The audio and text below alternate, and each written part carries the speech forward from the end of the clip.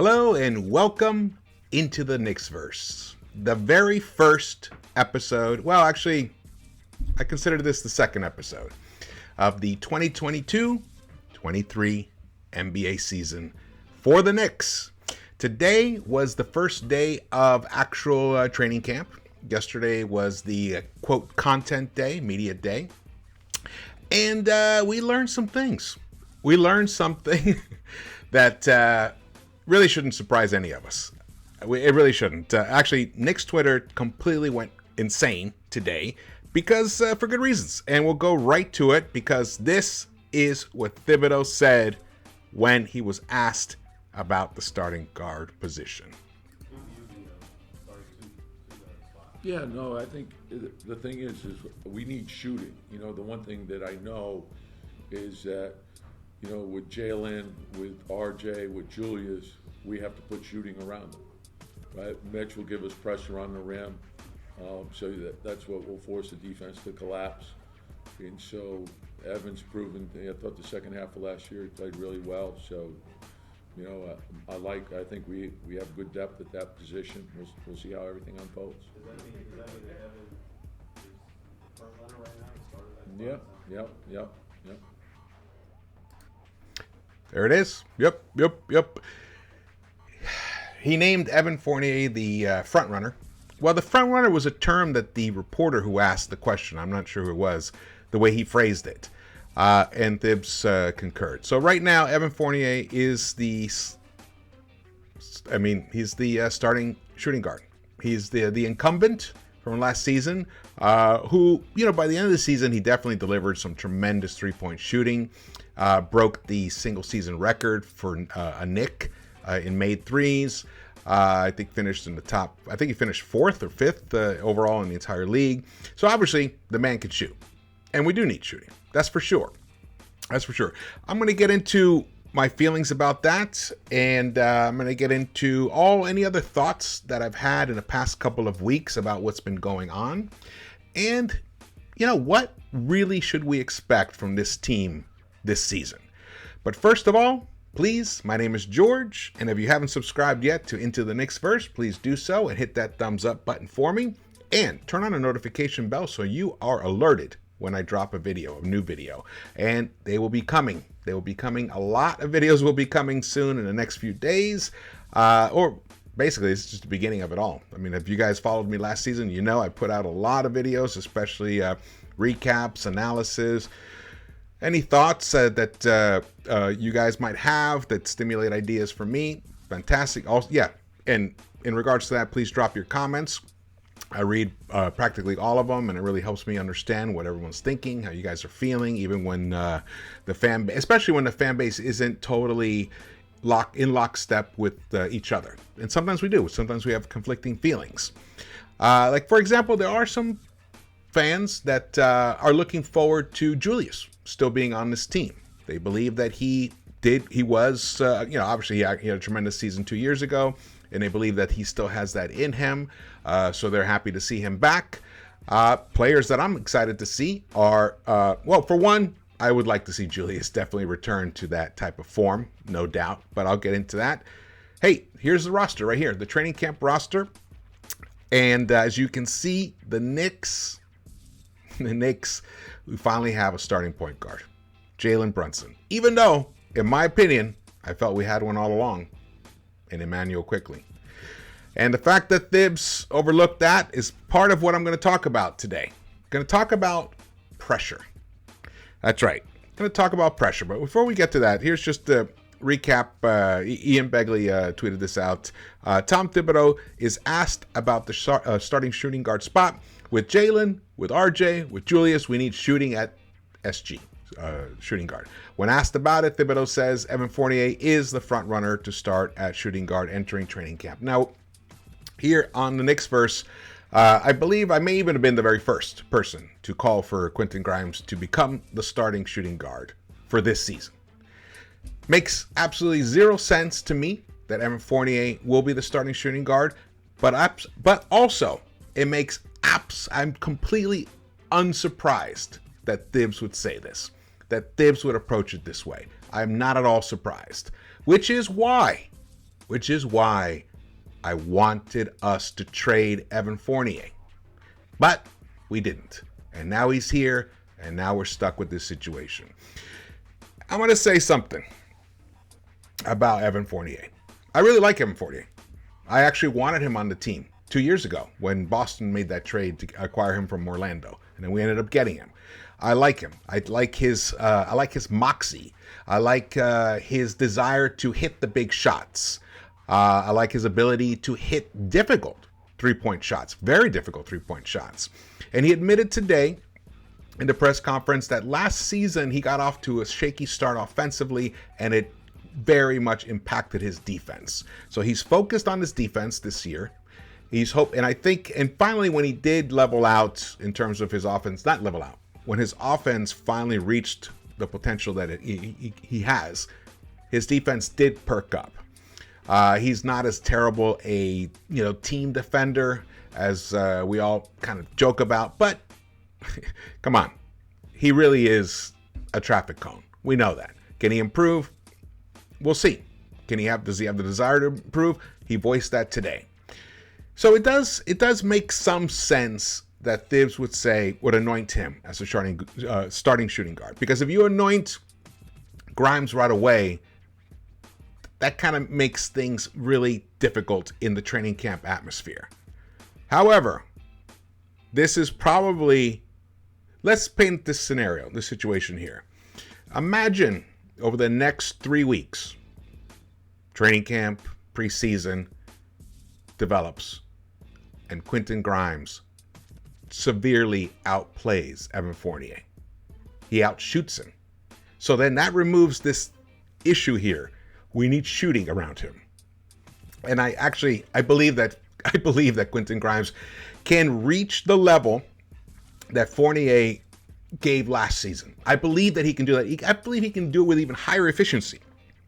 That's my feeling about Quentin Grimes. That's why I really like Quentin Grimes. I do believe Quentin Grimes is that Klay Thompson-esque type of player, maybe a B+ version of him, where A+, Klay's the A+ version. I believe that Quentin Grimes has that in him, and also he is a far superior defender, which helps you when you have a Jalen Brunson as your starting point guard who is undersized.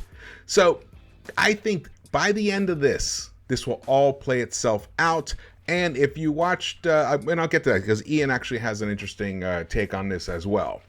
However, this is the situation that we're in. So right now, it would have to take Quentin drastically outplaying Evan Fournier to win the starting shooting guard spot. So that is annoying. It's so annoying that this is what happened today on Knicks Twitter. Thanks, shout out to Mo on Knicks Twitter for this hilarious tweet. And so Evan's proven, I thought the second half of last year he played really well. So, I think we have good depth at that position. We'll see how everything unfolds. Yeah.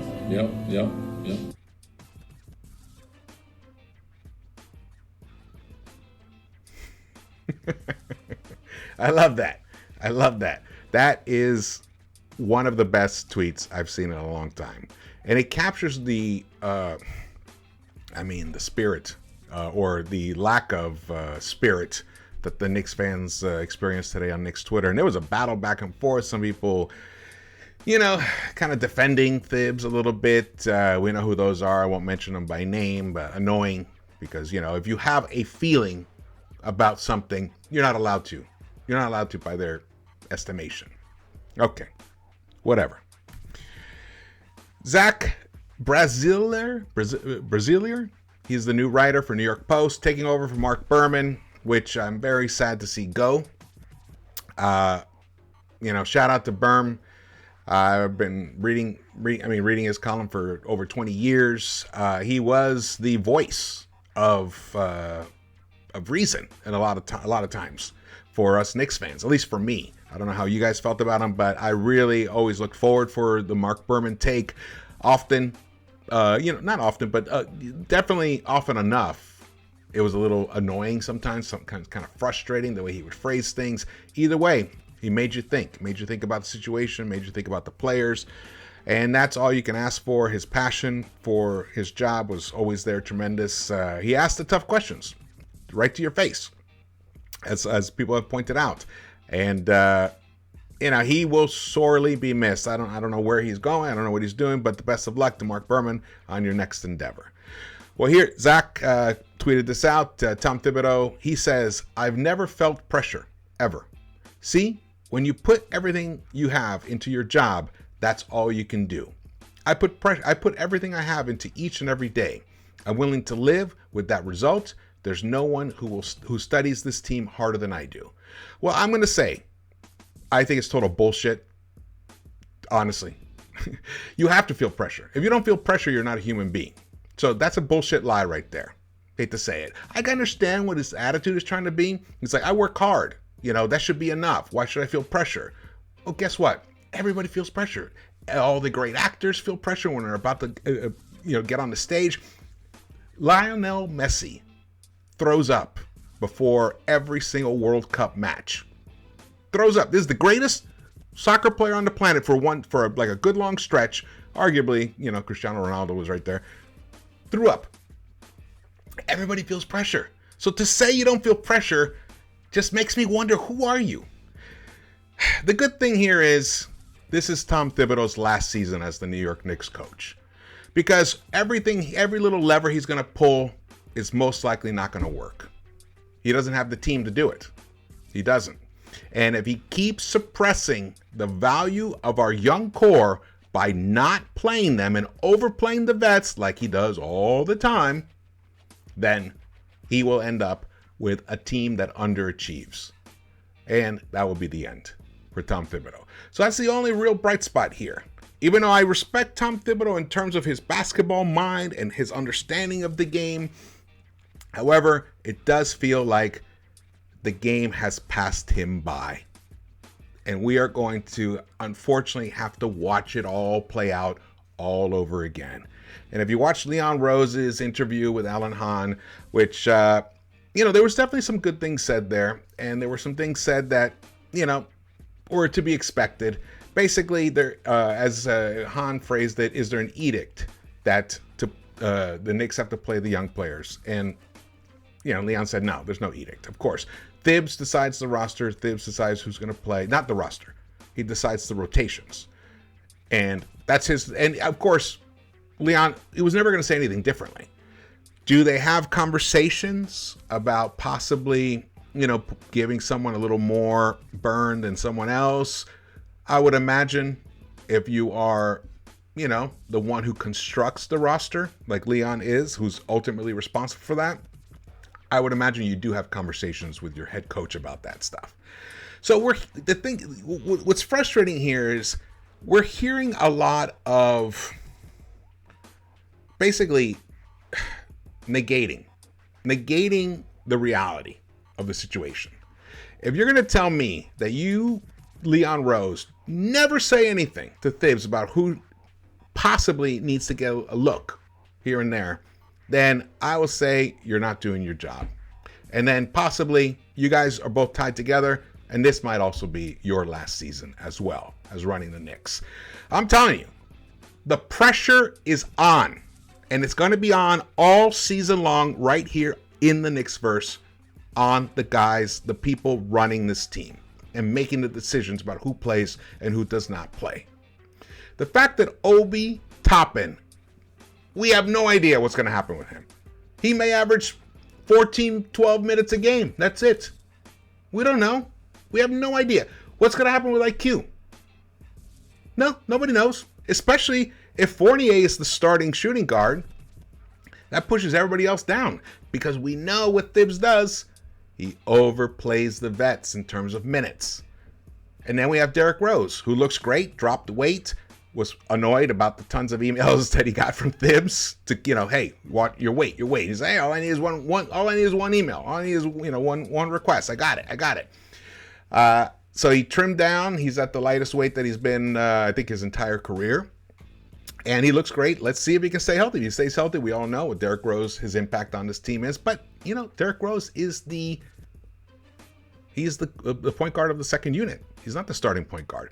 And now we actually have a bona fide starting point guard in Jalen Brunson, who he may be the one guy who actually makes this all work enough. And I think Thibs is counting on that.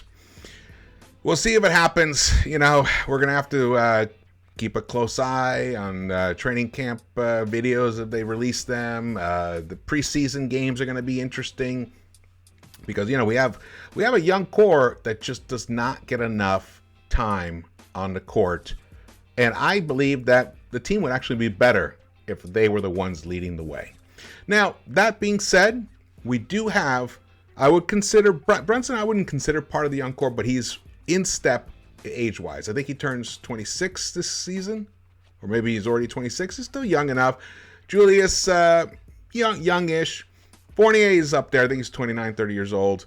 But Mitch, young, signed, extended, fantastic. I liked what I heard from him. In the press conference, he said that he's going to incorporate a baby jumper. He's going to incorporate like a 14-footer, I believe he said, here and there. You know, so that's good because we saw none of that last season. None of that. So that's a plus. We have Hartenstein. You know, I'm a big fan of his. I'm a big fan of his signing. I thought that was an A+ signing for this team for the second unit. He has a high propensity to get into foul trouble. So we'll have to monitor that because also so does Mitch. But Mitch has actually improved a lot more, has improved on that. So let's just put that aside. He really isn't as foul prone as he used to be. And the major question also, a major question is Cam Reddish. What's going to happen to him? We don't know. We have no idea because the way the roster is constructed, he may not play at all. At all. Are you satisfied with that? I'm not. I'm not at all.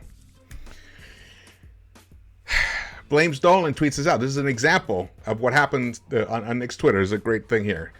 This franchise makes absolutely no sense.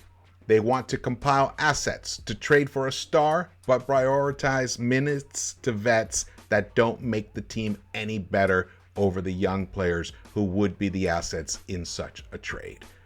This, if you have been, following the Knicks-Verse, this is what I've been saying for 2 years now, pretty much. 2 years. Here it is. And also, just a little side note here on the Donovan Mitchell situation. So, we valued Grimes so much that it was an issue of adding him to the deal along with RJ, which killed the deal. I never wanted to trade RJ anyway, though. So in a way, I believe that Danny Ainge and his arrogance saved us, the fans, from possibly a deal that would have gutted us of our like a really attractive young players that we have. RJ, Quinton, Grimes, I think even IQ was mentioned at one point. Mitch, there was that deal of RJ, Obi, and Mitch, the initial one, and 3 first-round picks. I mean, the fact that Danny turned it down is crazy. But in the 2 trades that Utah ended up making for their 2 big stars, included in those trades were a 2022 first-round draft pick, an actual player. Walker Kessler from Minnesota, he was traded, so they considered him as if they got a first-round pick. And Ochai Agbaji is what Cleveland ended up including in the package with Sexton and Lauri Markkanen to Utah for Donovan Mitchell. What did we do with our 11th pick? We used it to get off of the Kemba Walker contract so then we could sign Jalen Brunson.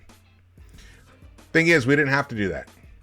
We could have signed Jalen Brunson in a different way, in a different manner, and actually we could have had drafted someone at 11.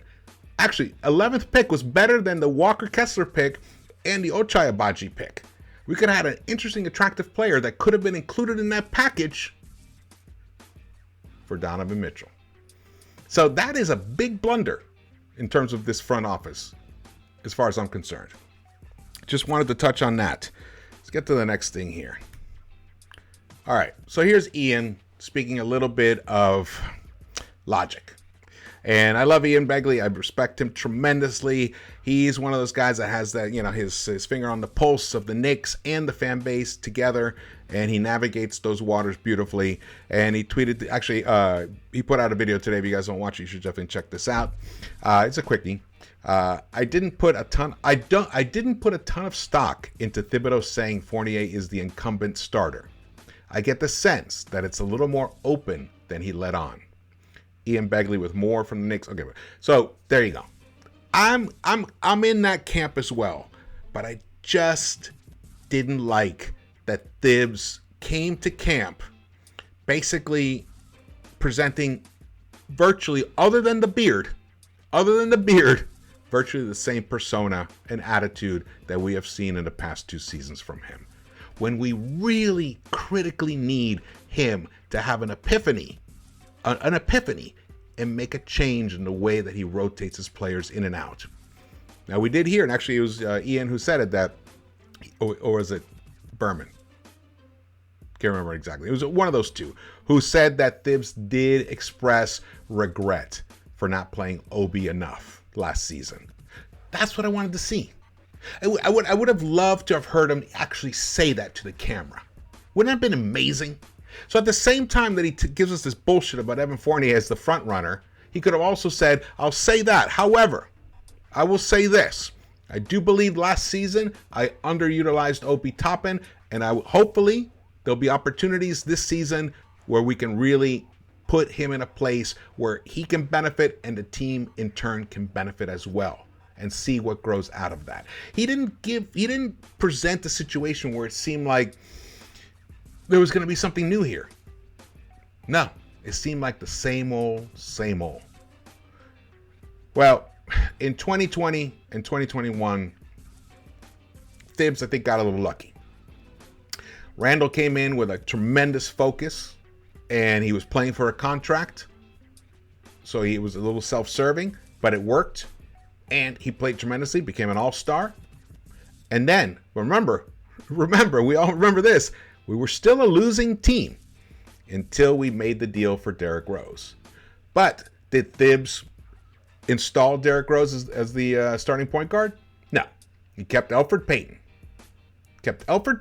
Who can't even get a minute on a team in the NBA now.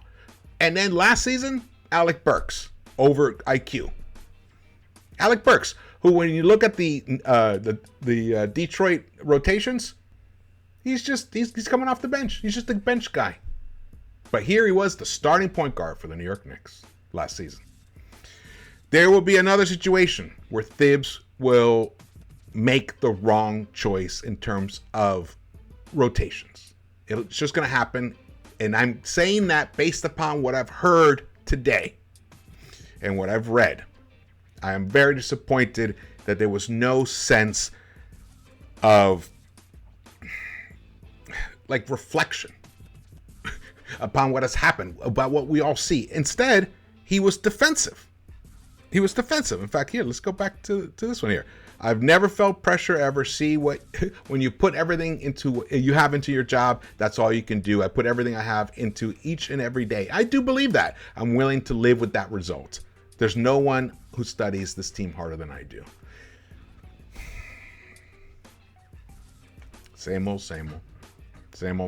Even though he'll say, oh, someone's, we start with a clean slate. Well, apparently not. That was totally obliterated, that concept, today by his comment about Evan Fournier. All right, let's get to this one here. Now, I didn't hear him say this, but I found this tweet so compelling, I had to put it up. I haven't verified it, though. Robert Currens has been dependable in the past. He tweeted this out. I'm hoping that it actually is legit. Let's assume it is for the next few minutes. Julius Randle stating that he will gladly retire Point Randle and focus on playing off ball was music to many Knicks fans' ears. But it came with a caveat that Brunson and Rose be the ones on ball. Injuries to those two could trigger the return of Point Randle. Well, the last comment or whatever, I'm not sure about that.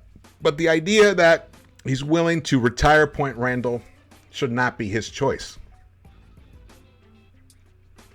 That's what leadership is about. Where's Thibs in this? Thibs. We don't ever need Point Randall. Point Randall was a catastrophe last season. Point Randall was a catastrophe in the playoffs against Atlanta. There was a moment there, a period, a couple of months where it worked because the league hadn't quite caught up to it. But they finally did. They know how to make him uncomfortable. They know what to do. But can he adapt? We'll see this year. However, there is zero need for Point Randall ever again. Do I still want him to give to collect five assists per game? Absolutely. But as much ball movement as possible to get players the ball in positions where they can score best, that is fantastic. I want everyone to do that. I want RJ to do that. I haven't even talked about RJ yet. I'm going to talk about RJ in the next video coming up this week.